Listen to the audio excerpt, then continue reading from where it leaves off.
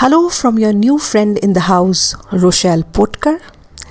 Today, from my breezy quarantine veranda, I bring to you a very short story, Fanny, written somewhere in 2011.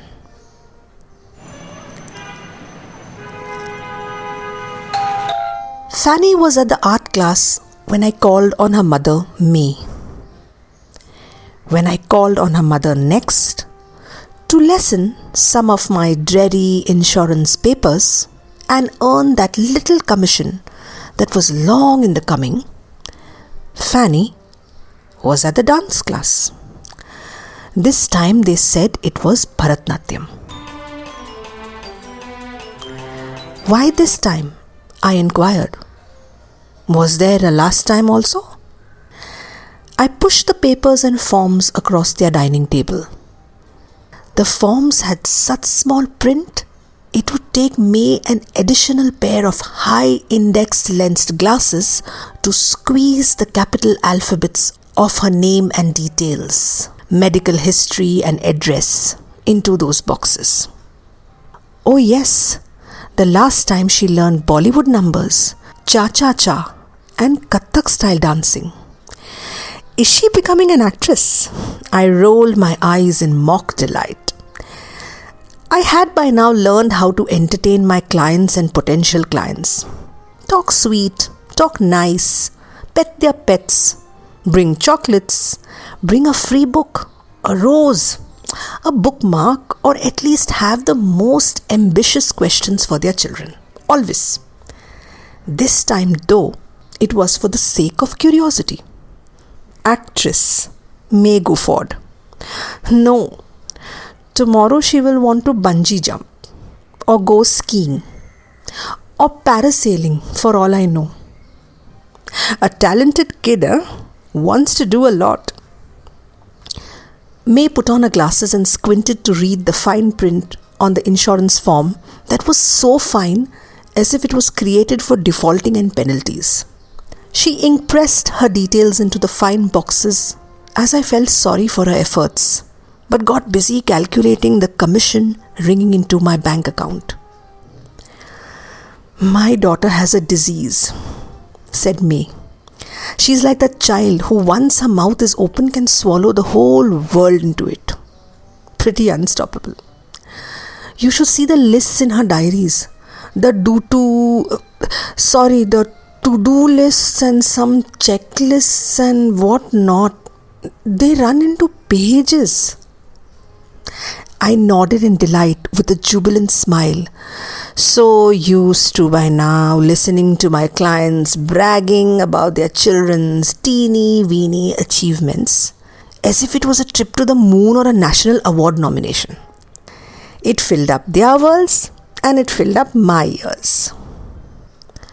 You must be a proud mother.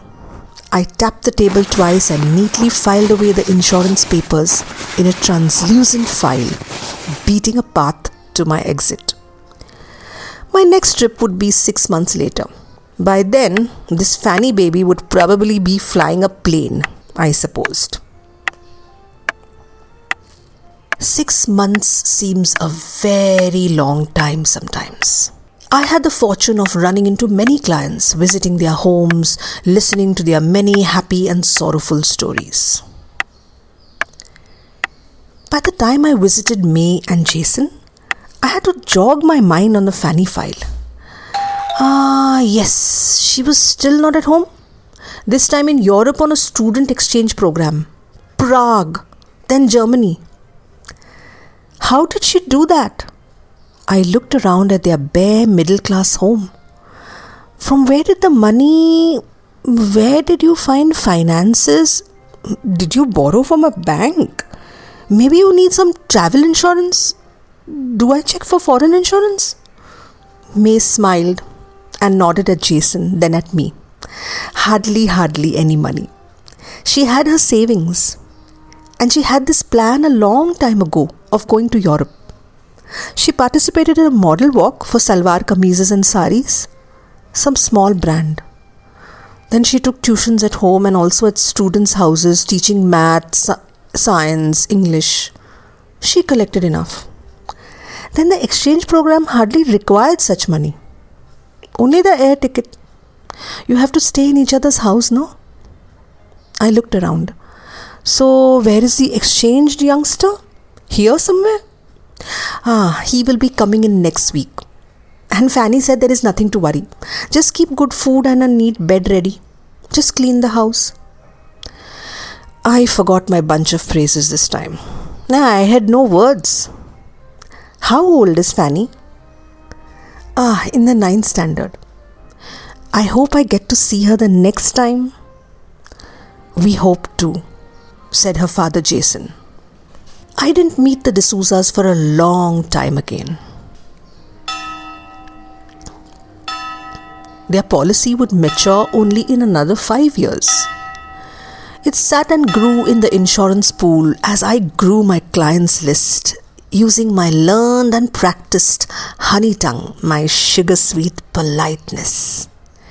Praise could work wonders. Listening was the best skill.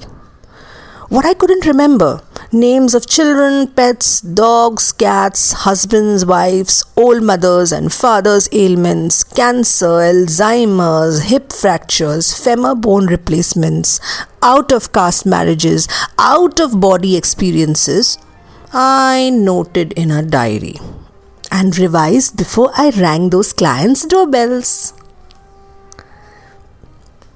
5 years later, I wanted to meet the D'Souza's myself. I had a man Friday, Vinay Bhau, by then to do my lowly grassroots work. It would have been his job to get the papers redeemed through the money-back check to me, but I said I would do it. Off I fled to the D'Souza's house. Surely I would be lucky today. I would finally get to meet Fanny. See her for the first time, not through her photographs. See, I didn't even have to sift and shuffle through my diary notes to remember her name. So, where is your girl? I'm dying to meet her. This time my anticipation was genuine. My joy real.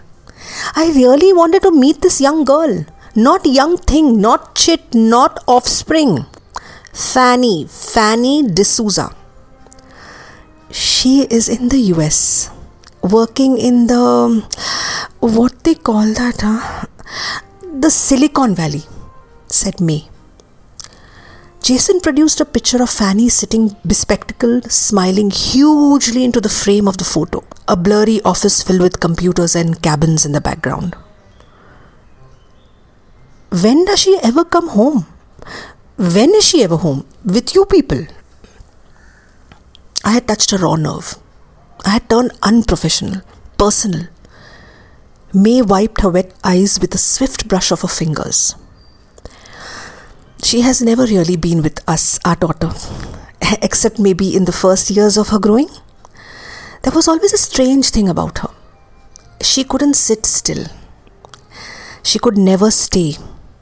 From the time she was little, she would go to her friend's house or hang out with them after school. I was working then in a watch company. As she grew up, her school hours increased, her tuition classes increased, her extracurricular sports and dance activities increased. No child did as much as her. She was unstoppable. Even at 8, she would come home only at 10 or 11 at night. From school to tuitions, drawing classes, guitar practice, karate, dance, said Jason. Also calligraphy, said May. Ah, yes, said Jason. We had been very annoyed with her, if you are thinking. Scolded her, threatened to stop those extra classes. But May said, she was always so good with her marks. She hardly ever fell ill. Even if she did, she would still attend those classes. She ate her meals well. She listened to us. Never really fought or back answered. She was never there as much, I said in my second bout of unprofessionalism. Where was my etiquette evaporating? May shrugged. By now her eyes were dry. Only her face was flushed. Sometimes you give birth to something you don't know what it is. We thought it would be a normal family. Life happens and you have to be open to it, said Jason. And this wasn't the first time he was saying it. I was certain of that. You know, you have to know your role in this small world. We are only mediums, the good God says. And things happen. They happen all the time. We have to be open. We love her anyways. She is different, but she is our daughter. She will come home for Christmas for 2 days, May said. For 2 hours? Wasn't she saying she wants to make a quick overnight trip to Goa for some rave party? Asked Jason. May stared at him in mild bewilderment. All right, we will make do with a quick lunch. Pork roast, chicken sorpotel and her favorite sannas, okay? Said May. My tongue rolled frozen into the practice pitch of a new medical policy launched 3 days ago that I had intended to sell to them. That would have been an irrelevant solution. I excused myself and quietly walked away. So then, friends, until next week, if you happen to read my latest book, Bombay Hangovers, don't shy away from dropping a few lines of your review on Goodreads or Amazon. It just got a recent review in Calix Magazine USA, calling it a people-watching, hidden gem-spotting, time-traveling city tour. A collection that is a depiction of realism, tender yet hard-hitting, familiar yet curious. So see you.